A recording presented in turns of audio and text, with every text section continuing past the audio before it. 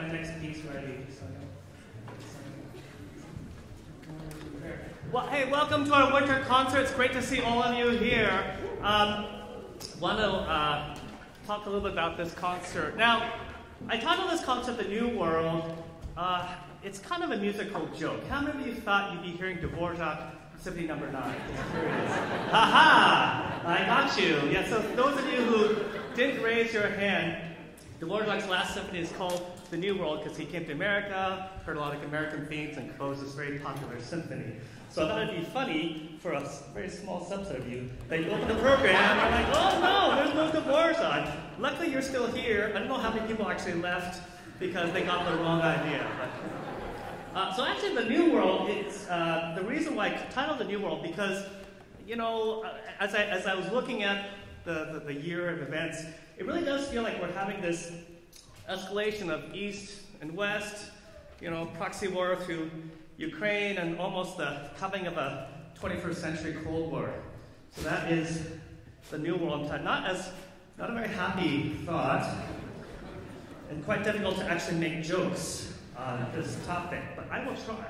I was debating whether to try the joke. So, so what I did is I actually programmed 2 symphonies. One is by an American composer, Barber, another by Shostakovich, who's a Russian composer.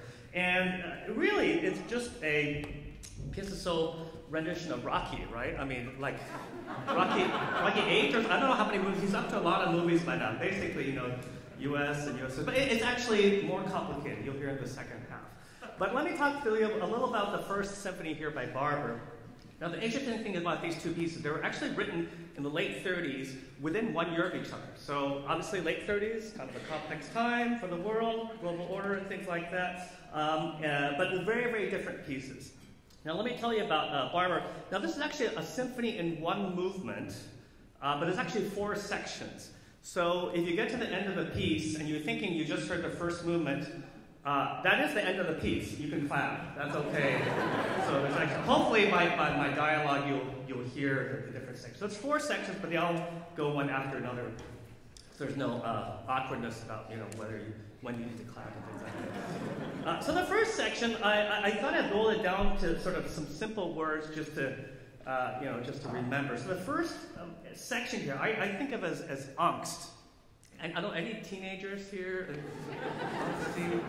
Not that many, most of your, a couple of teenagers, okay, good.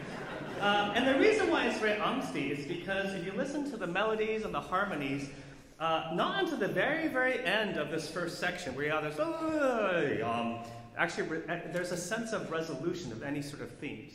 It's a very beautiful piece, but it's almost like every time you think you're getting to the end of a phrase or a passage, he structures it in such a way that you're like, it's not really that satisfying,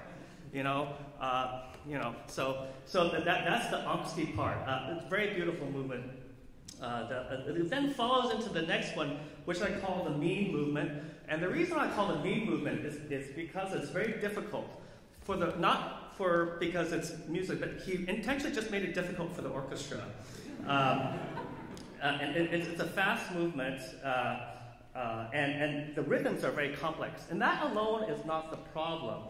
Usually if composers have complex rhythms, they'll basically give that rhythm to other sections so you can kind of buddy up, and there's safety in numbers, right? What he does something is far meaner. He gives other sections equally complex rhythms, but phase shifts it. So that one section is like doing this, one section is doing this. And so when you hear this, you're going to hear almost like a cacophony of rhythms. And so there's one of 2 possibilities. One is actually we're playing it wrong. It could happen. It's difficult. You only pay $10. We're volunteer workers. How it goes, right? Or it actually could be correct. And that's actually Barber's intention. I'm hoping it's more of the latter. I'll let you figure it out. And maybe if it sounds wrong, just assume that's how Barber wanted it, and you'll just let me have your money's worth, So that's the second movement.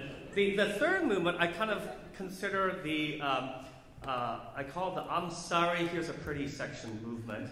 And I see it as Barber's way of apologizing to the orchestra for the previous movement. So it just has this luscious bed of strings and this soaring oboe solo. Very, very beautiful. It kind of makes you think, oh, okay, I absolve you from that previous movement. So very, very beautiful, beautiful section here. And then the final movement is what I call the pocket bell movement, because it starts with the cello and bass. You know pocket, you've been to a wedding, right? Have you been to a, well, no, let me think. Yes, you've been to a wedding, and you've probably heard pocket bells. Well, the cello part for pocket bells can da da da da da da da da. Those 8 notes are basically repeated over and over, right? All the other strings have interesting parts. Well, it's kind of like that. You're going to hear a 5 measure, which is an odd sort of grouping. Usually it's like 4 measures or 8 measures. 5 measure sequence led by the cello that kind of repeats over and over, which is why I kind of call it the pocket bell movement. But anyway, it sort of starts there, and it's as a chorale, and eventually builds into this very big ending, and so forth. So one of my favorite pieces. Now, I will give you a little of a personal note on this particular symphony, or the fact we're doing 2 symphonies. So we haven't done 2 symphonies since the 2nd season of PSSO, which was over 20 years ago. And I just want to tell you why, because back then, I wasn't very good about programming, and the orchestra wasn't, we're more of our skill level wasn't as good. So I programmed a Mozart 40 Jupiter Symphony and Brahms 3rd Symphony. Really hard to program, way harder than I should have. And the orchestra, frankly, we had the concert. We could have done a lot better. I mean, it was pretty rough. And you know what a curtain call is, right? There's this sort of, you clap, you're showing appreciation, and you sort of keep clapping so I can come out one more time, build my self-esteem, right? And then after that, it's kind of optional, so whether you keep clapping or not, right? That's more, it's like tipping above 20% at that point, right? So, well, after that concert, as I walked out, actually the clapping ended as I walked out. And I was just standing there, and it was like the most traumatic thing. So now, from that, I was like, I'm never going to program 2 symphonies ever again until tonight. So, if you really want to mess with me, you'll stop clapping. We won't have another 2 symphony concert for another 2 decades. So, yeah. So anyway, hope you enjoyed Barber's Symphony No. 1.